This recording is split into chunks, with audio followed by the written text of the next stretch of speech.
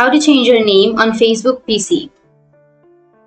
So if you want to change your name in Facebook PC, then first you need to open up a browser, any browser that you are comfortable with, and I'll be here with Chrome browser.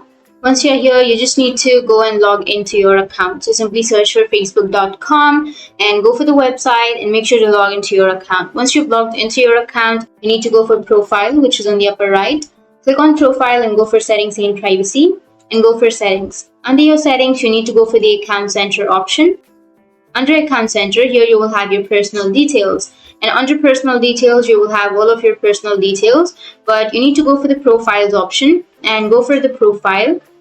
Under profile, here you will have name option. So if you want to change your name, simply click on the name. Once you click on the name, here you will have your first, middle, and last name. So if you want to remove, you can simply remove the name and add another name. Once you've added, you can simply go for review change, and once you click on review change, your name will be changed. So that's how you can change your name on Facebook PC. And if you have any questions, feel free to comment below. Thanks for watching.